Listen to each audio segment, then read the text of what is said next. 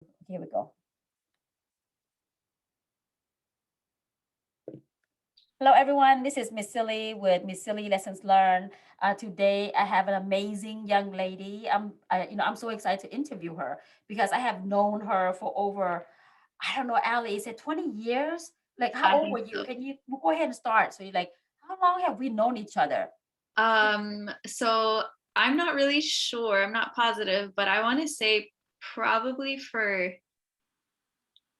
20 to over 20 years. I think we met before I was 10 years old and I'm 31 now. So, Yes, because Anora is 23. So Anora was like what, 3 or something. oh Remember wow. when your mama started watching her. So and Austin wasn't even born yet, you know? So Right. so Yeah, it's long. been a long time. Yes. Ali, so go ahead and please tell us like, your, full name and your job, your position now. Okay. So my name is Alejandra Villa and I grew up in Yuma, Arizona. That's where I met Miss Silly.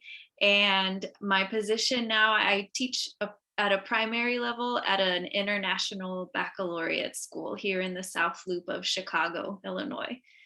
So it's a Nice. international baccalaureate, just as like a sort of fancy title for a school. It's just like accredited around the world. And we are only, I think we're one of only 2 schools that are IB schools from pre-K to high school. So it's kind of cool.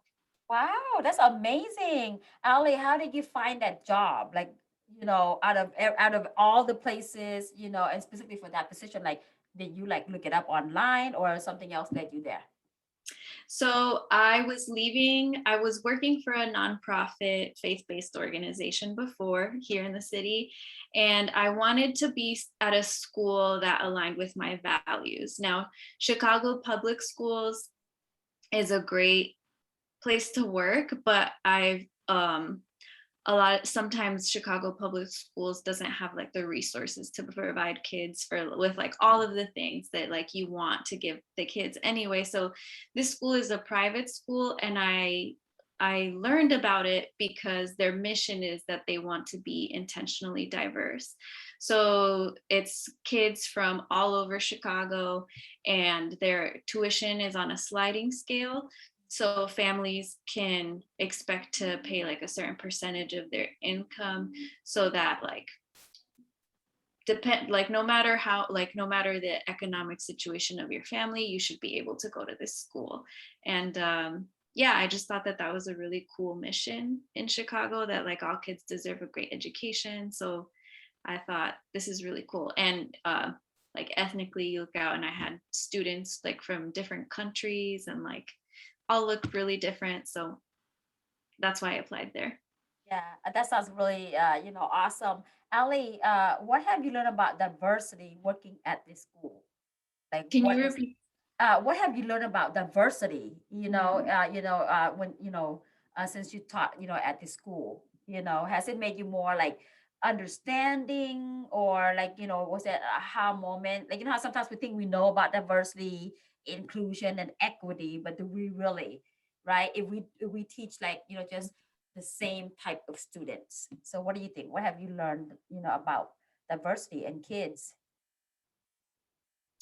I think you can have diversity in so many different ways.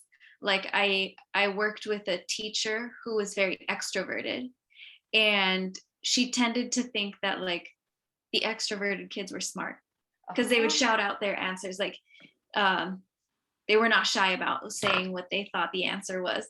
And so she would pay attention to those kids. Well, I'm introverted.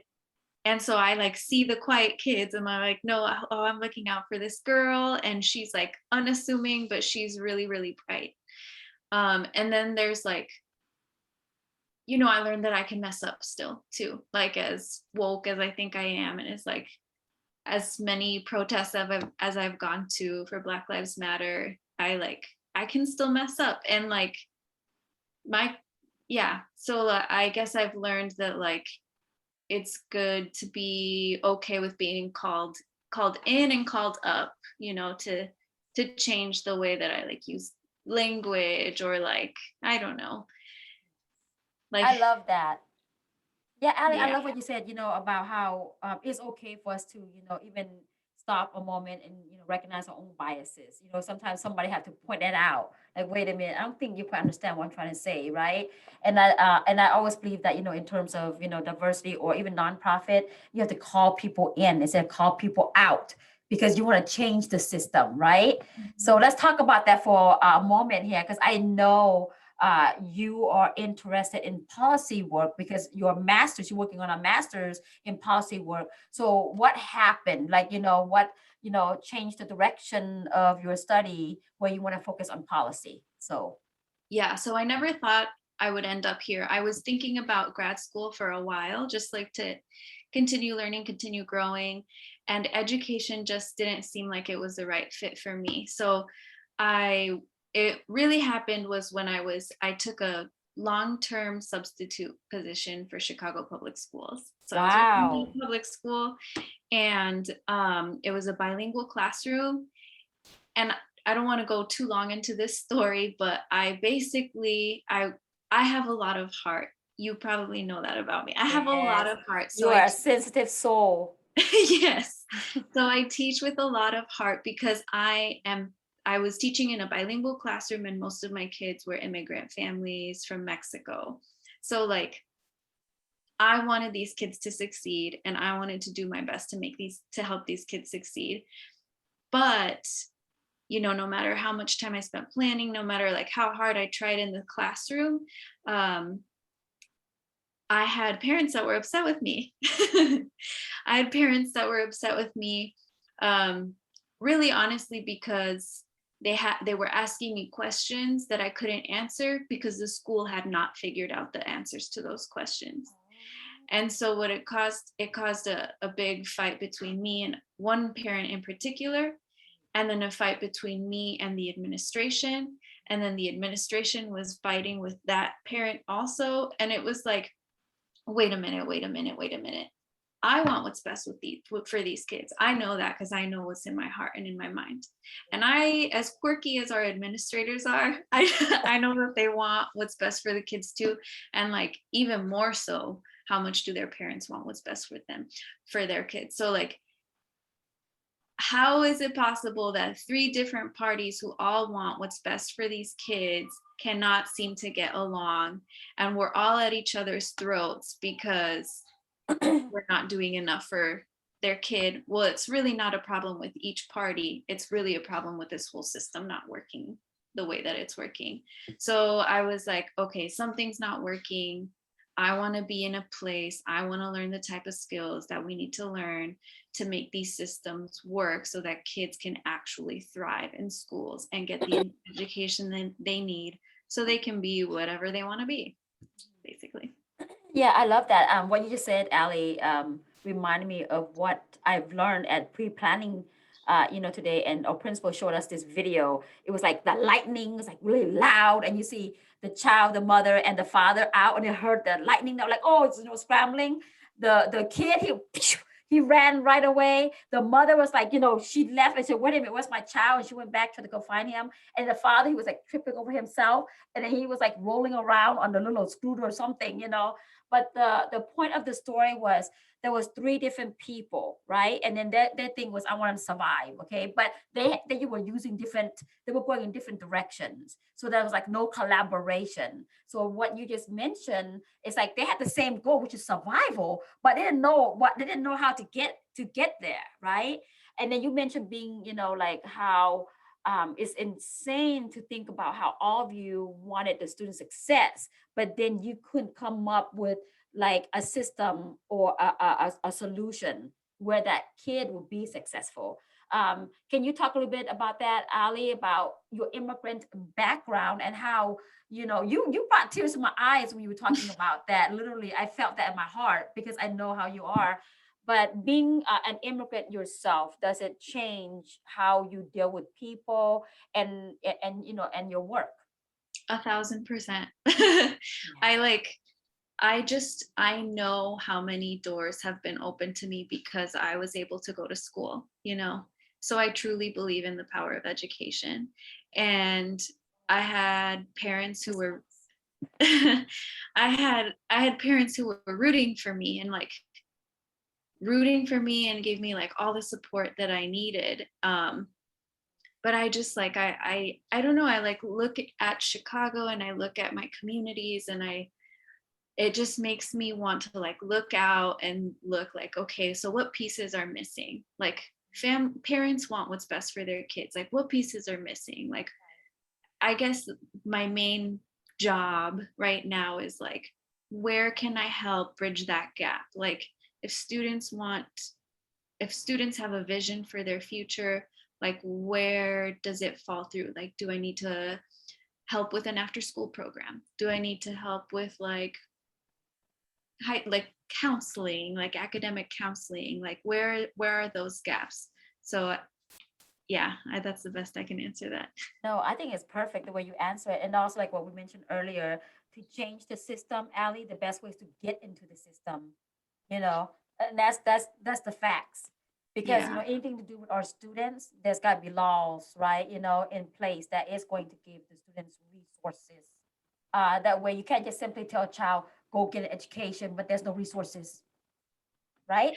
And it's so, yeah, and I think it's something that so many families take for granted, especially like if they like, well, if my grandma has gone to college and my parents have gone to college and like if they have a doctorates and blah blah blah, like whatever, like okay, then you know how it's done, but like it was something I had to figure out. You know what I mean? Like so many people have to just figure it out for the first time. They're the first people in their families to have to figure it out, and it's complicated. So we need to help each other out, I think. Yeah. No, I totally get what you're saying.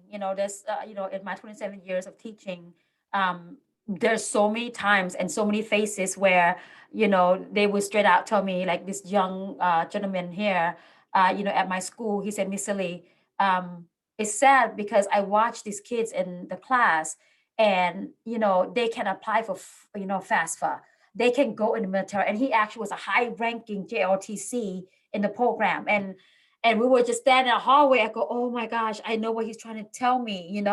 He don't have his papers, and he wanted so badly to go into the military. He loves RTC. He was doing so well. And I kept pressing, because I knew he was not telling me something that's a missing piece. And he finally confessed to me, Miss Silly, I don't have the papers. And I was like calling my military friends, is there anything I can do for my student? This child is an overachiever, but because a piece of paper is preventing him from being successful, and he's watching all these kids like walk the line who don't even care. You know what I mean? They don't even care about this piece of paper. Think about this, right, Ali? I read in this short story years ago. It's one of my favorite book. I can't remember the name of it, but it was like the importance of a piece of paper. Like for us, right? This right here, it could be anything. Or it could be a divorce decree. It could be a diploma, right? That one, my student, that one kid, yes, he would get that diploma, but he can't go any further, because of his legal status. And it was like, I went to the Capitol, and when they were trying to pass like the what is it called, driver's license bill, right? So I was up there advocating, and I just say, hey, don't give up, don't give up. I'm still fighting. I'm still up there. So That's right? That story, right, Ali? You have to go in there to change it, to change the system. There's no other way around it. yeah. You know? So yeah, I think since moving here, especially, and just growing up and like waking up a little bit, Yeah. just like how important it is to be engaged. Like it really, really, truly is important. It makes the, like we have to. We can't Yes. not. We can't afford not to. Yes. And then Ali, speaking of engagement, you have been engaged for so long. Can you talk about the navigator? I don't have that much time left, but I feel like the majority of your life you've been giving service, to people. So please tell us, about your, how you got involved with Navigator, what is it, and how you end up in Malaysia. Okay. So the Navigators is a faith-based program, and I won't go too much into that aspect, though you know how important that part is to me. I know. Super, super important. I'm a very spiritual person, but it's essentially provided me a lot of mentorship holistically, like physically, spiritually, emotionally. So essentially mentorship. And when I got that in my life, I thought I need to do this for younger women because I knew how much of a difference it made in my life. So when I was in college, I was involved in it. And then I decided I wanted to go work for the organization after college. So I ended up working for them for 5 years total. Wow. Yeah, two of those years were in Malaysia. And that Yes, I was remember. We were my worried parents about were you. not my parents were not super excited about that part, Yeah.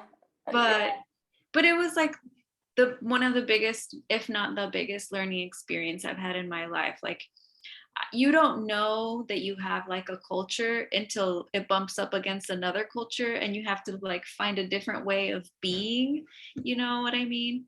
Like, yeah, it was tough, but I learned so much about community and life in general and faith, and I wouldn't change it for anything. And then that's what brought me to Chicago also. I used to work on one of the college campuses here and mentoring college women.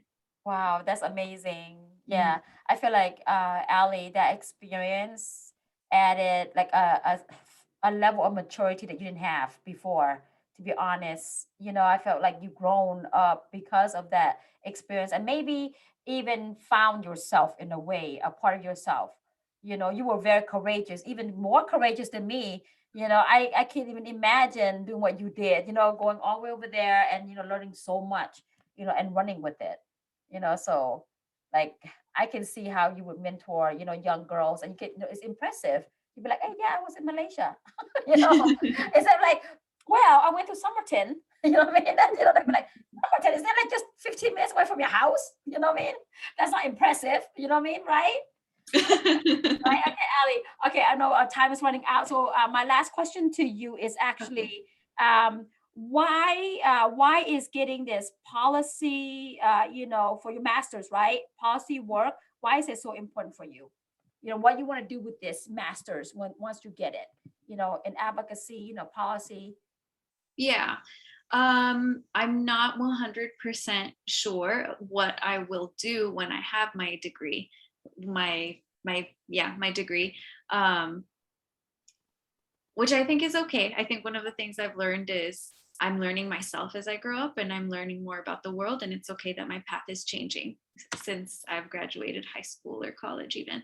But it's important simply because I think our society is not completely just or equitable, and I want it to be more just and equitable for all the people. Like, is it fair that I don't want to get in? I don't know if I want to get into it that much, but like, just the things that like, is it fair that the life expectancy depends on the neighborhood that you grew up in Chicago? No, it's not fair. How can we change that? You know what I mean? Yeah, I love that. I just had a conversation with a coworker because she was doing a paper for diversity class, and she was asking me about diversity, equity, and inclusion. I go, they're all interconnected. You can't Yep. have one without the other. If you don't understand somebody's diversity, how could you include them in anything? You can't talk about equity when you don't know what the background, everything is, right? So I'm glad you going into that. Ali, one last question. What advice do you have for kids who can't decide what they want to do with their life, or who like don't know if they can take the next step in their life? So what advice do you have, knowing that you went through so much in so many directions, just as you had mentioned, like sometimes you have to trust your path will change, and it's okay. So what advice do you Yeah. have for this other young ladies or young people out there? I think take a step forward, even if you're not sure where you want to end up. Like, take a step forward. It's better than like staying where you are, I think. And in that step forward, I think you will find what you like better. Like, I went into school and I thought I wanted to study psychology, and I realized that wasn't for me. So a semester in, I changed to elementary education. And here I am now, 30, 31. 31 and I realized, okay, I don't want to be an elementary school teacher anymore forever. And so what's next? You know, like I think take it a piece at a time. So move forward. If you have an interest or a passion, go with that. And then I am an advocate for school. I know school is not maybe not for everyone, but I'm an advocate for college for Yes. sure. I think it opens doors. Yes, definitely. Thank you so much, Ali, for saying that. I love what you said, take a step forward. It may even lead you in the right direction. You don't even know, right? Don't stay stagnant. So I think that's a beautiful advice for people, when they're stuck, and Yeah. sometimes, Ali, don't you think you have to move away from what you know and move away from people that you know? What do you think about that? Is that, I does that make, feel guilt? it's funny because yes, I just like I'm just so grateful that I have. Like I'm grateful that I moved to Tucson. Then I'm grateful that I moved to Malaysia because all of the people that I've met since then, like I don't know how we would have befriended one another. I wouldn't be the person I am today.